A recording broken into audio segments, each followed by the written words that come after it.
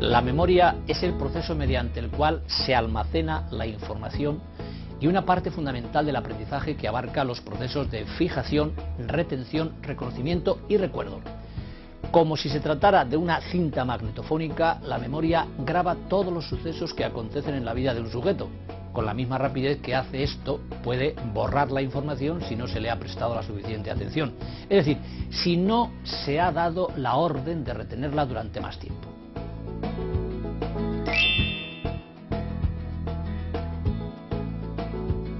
El modelo de memoria más conocido es el propuesto por los científicos Atkinson y Shiffrin a final de la década de los 60. Según este modelo, la memoria estaría estructurada en tres tipos: almacenamiento de la información sensorial, memoria a corto y memoria a largo plazo. El almacenamiento de información sensorial, AIS, es la memoria sensorial de la información en cualquiera de sus manifestaciones: auditiva, visual, táctil o gustativa. Se trata de un registro textual, de brevísima duración, cuyo objetivo es dar una interpretación a la sensación experimentada.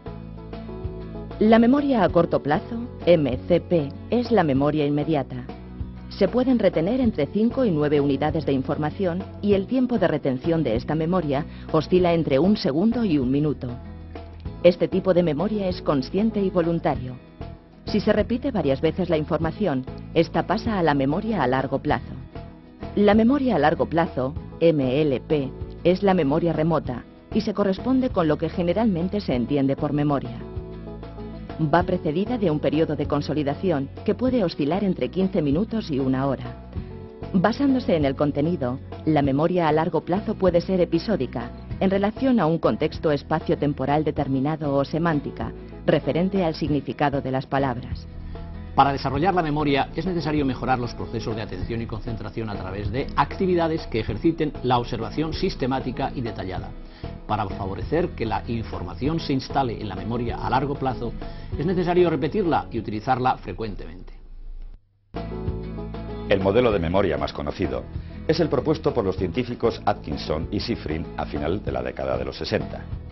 Según este modelo, la memoria estaría estructurada en tres tipos: almacenamiento de la información sensorial, memoria a corto y memoria a largo plazo. El almacenamiento de información sensorial, AIS, es la memoria sensorial de la información. El modelo de memoria más conocido es el propuesto por los científicos Atkinson y Shiffrin a final de la década de los 60. Según este modelo, la memoria estaría estructurada en tres tipos: almacenamiento de la información sensorial, memoria a corto y memoria a largo plazo.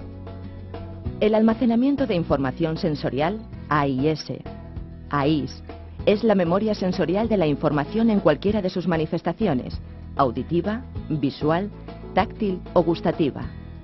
Se trata de un registro textual, de brevísima duración, cuyo objetivo es dar una interpretación a la sensación experimentada.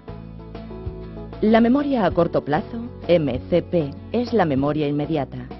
Se pueden retener entre 5 y 9 unidades de información y el tiempo de retención de esta memoria oscila entre 1 segundo y 1 minuto. Este tipo de memoria es consciente y voluntario. Si se repite varias veces la información, esta pasa a la memoria a largo plazo. La memoria a largo plazo, MLP, es la memoria remota y se corresponde con lo que generalmente se entiende por memoria. Va precedida de un periodo de consolidación que puede oscilar entre 15 minutos y 1 hora. Basándose en el contenido, la memoria a largo plazo puede ser episódica, en relación a un contexto espacio-temporal determinado o semántica, referente al significado de las palabras. Para desarrollar la memoria es necesario mejorar los procesos de atención y concentración a través de actividades que ejerciten la observación sistemática y detallada. Para favorecer que la información se instale en la memoria a largo plazo, es necesario repetirla y utilizarla frecuentemente.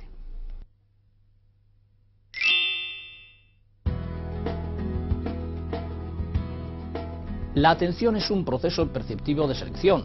Ante una información determinada, la atención se centra en unos aspectos, dejando en un segundo plano los demás. Por una parte, este proceso vendría explicado por la limitación de no poder percibir todo lo que rodea a un individuo. Esto le lleva a fijarse en unos aspectos en detrimento de otros, lógicamente. Del mismo modo, el hecho de fijarse en los primeros permite obtener una idea más clara y nítida de ellos. La atención es un proceso perceptivo de selección. Ante una información determinada, la atención se centra en unos aspectos, dejando en un segundo plano los demás. Por una parte, este proceso vendría explicado por la limitación de no poder percibir todo lo que rodea a un individuo. Esto le lleva a fijarse en unos aspectos en detrimento de otros, lógicamente. Del mismo modo, el hecho de fijarse en los primeros permite obtener una idea más clara y nítida de ellos. La atención puede ser de dos tipos. Espontánea, cuando no hay intención alguna por parte del sujeto, y es el estímulo quien provoca directamente el acto atencional. O voluntaria, si depende de una intención, de un acto consciente buscado y deseado por el sujeto y, por tanto, mediante una participación activa y selectiva. Este tipo de atención es la que precisa el trabajo intelectual. Para que la atención sea la óptima, debe reunir una serie de requisitos. La motivación es la propiedad más destacada.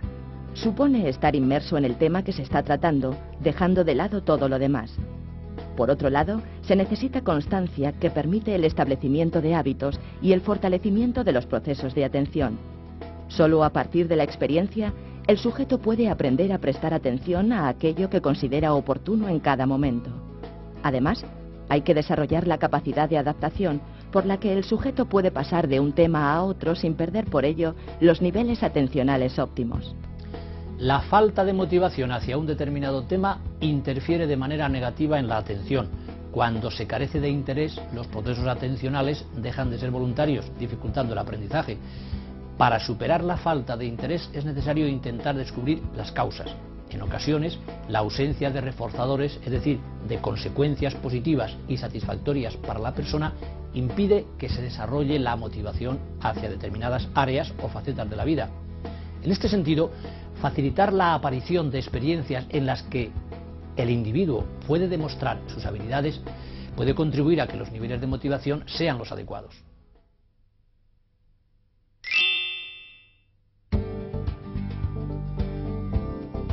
Durante los primeros años de vida de una persona, la familia es la principal encargada de facilitar los procesos de aprendizaje. Más tarde, comparte esta función con otra institución que es la escuela. Las ventajas de la escolaridad en el desarrollo de habilidades cognitivas, motoras y sociales ha sido demostrada por muchos estudios. Por eso, la sociedad y especialmente los organismos responsables de la educación se interesan en la escuela y diseñan programas destinados a mejorar su funcionamiento. Con el fin de garantizar que las titulaciones académicas cumplan unos requisitos mínimos preestablecidos, la formación de los alumnos debe tener un contenido común. La organización de estos objetivos y de los distintos medios disponibles para lograrlos se conoce como sistema educativo.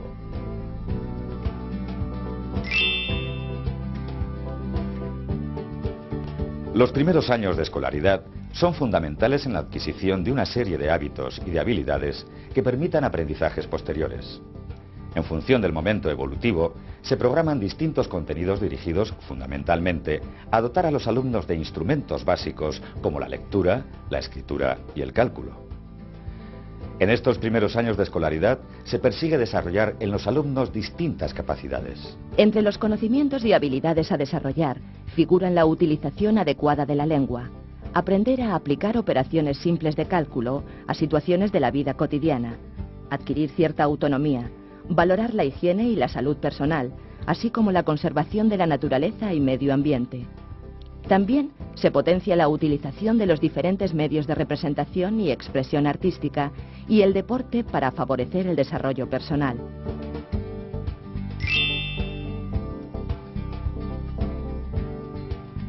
Las técnicas de estudio imprescindibles en esta etapa son las que permiten el desarrollo de las destrezas instrumentales básicas, es decir, lectura, escritura y cálculo. Para que las técnicas de estudio sean útiles durante este periodo deben ayudar a entender el porqué y para qué de los conocimientos. Cuanto más significativo sea un determinado contenido para un alumno, más sencillo le resultará aprenderlo. Es fundamental establecer una conexión lógica entre lo que hace en clase y las actividades que lleva a cabo fuera de ella. Permitir el desarrollo de sus habilidades. La motivación y la autoestima deben ser tenidas en cuenta para facilitar el aprendizaje. Dirigirse a que el alumno aprenda a organizar su tiempo en función de sus necesidades. Favorecer el aprendizaje de la lectura, la escritura y el cálculo a través de la repetición, los mensajes significativos, las preguntas que permitan la reflexión y el análisis, etc.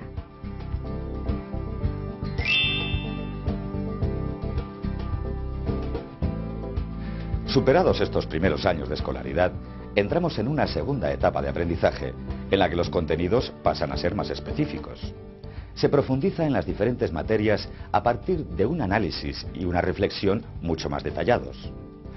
Uno de los principales objetivos de esta etapa es permitir que el alumno consiga elaborar su propio método de aprendizaje, dotándole de las herramientas y del conocimiento necesario para hacerlo. Además, se persiguen otros objetivos, como aprender a utilizar con sentido crítico diversas fuentes de información y contenidos, con el fin de adquirir nuevos conocimientos con el propio esfuerzo y analizar las principales causas que influyen en los hechos sociales, y conocer las leyes básicas de la naturaleza. También se pretende que los alumnos adquieran una preparación básica en el campo de la tecnología y que conozcan las creencias, actitudes y valores básicos de la tradición y patrimonio cultural, para valorarlos y elegir aquellas opciones que más le enriquezcan.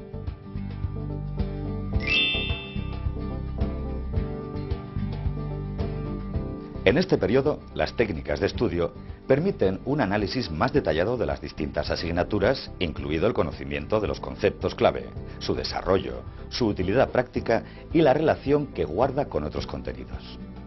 Además, las técnicas de estudio ayudan a organizar el tiempo de manera adecuada, a usar de forma adecuada los recursos disponibles, por ejemplo, las obras de referencia, a desarrollar habilidades anteriormente adquiridas como la lectura, la redacción o el cálculo y a aprovechar el tiempo de clase a través de técnicas concretas como tomar apuntes, preparar una exposición oral o aprender a hacer exámenes.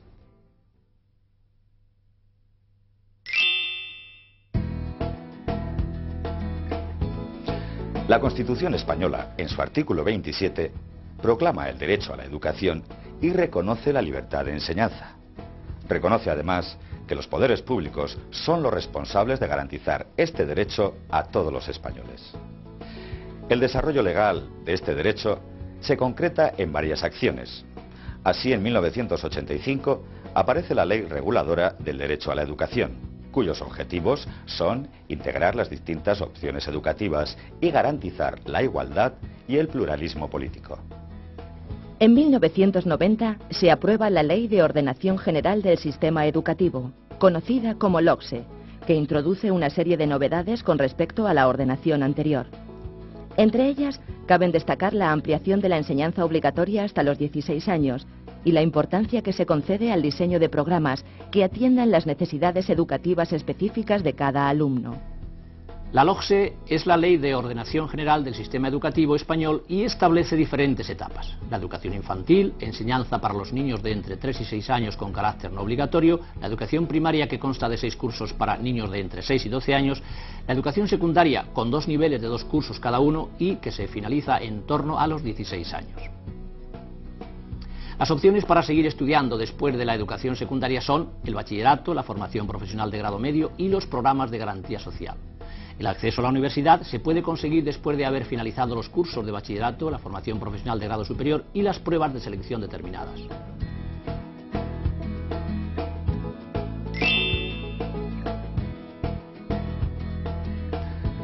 La educación primaria consta de 6 cursos y comprende, por lo general, las edades entre los 6 y los 12 años. La finalidad de este nivel educativo es proporcionar a todos los alumnos una educación común que les permita adquirir unos elementos básicos culturales como expresión oral, lectura, escritura y cálculo aritmético, así como una progresiva autonomía de acción en el medio. La educación primaria está organizada en las siguientes áreas o asignaturas obligatorias: conocimiento del medio natural, social y cultural, educación artística, educación física, lengua castellana, lengua oficial de la comunidad autónoma y literatura, lenguas extranjeras, matemáticas.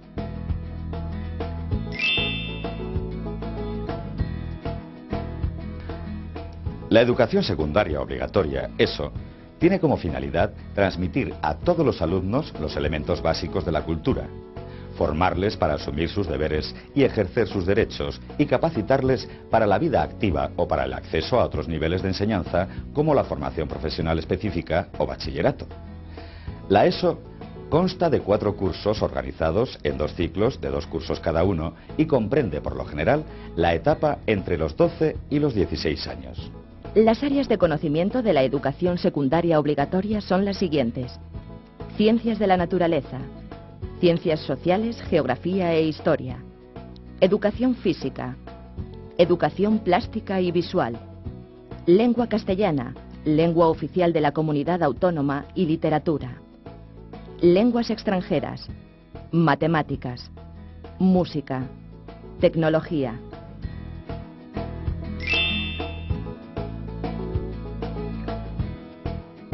El bachillerato consta de 2 cursos en los que el estudiante fortalecerá su capacidad para aprender por sí mismo, trabajar en equipo y aplicar métodos de investigación relacionando teoría con práctica. El alumno de bachillerato tendrá que elegir entre varias modalidades de acuerdo a sus preferencias, aptitudes, elecciones anteriores y sobre todo en función de los estudios que quiera realizar en el futuro. Por eso es tan importante que desde que el estudiante comienza los ciclos de educación secundaria obligatoria, especialmente el segundo ciclo, reciba una información de las distintas áreas para que pueda ir decidiendo en función de todas las variables. Al finalizar el primer curso de bachillerato, el alumno puede cambiar la modalidad elegida por otra diferente, para lo cual tendrá que cursar las materias optativas de la nueva modalidad. Con el bachillerato, el alumno está capacitado para acceder a estudios universitarios o a la formación profesional de grado superior.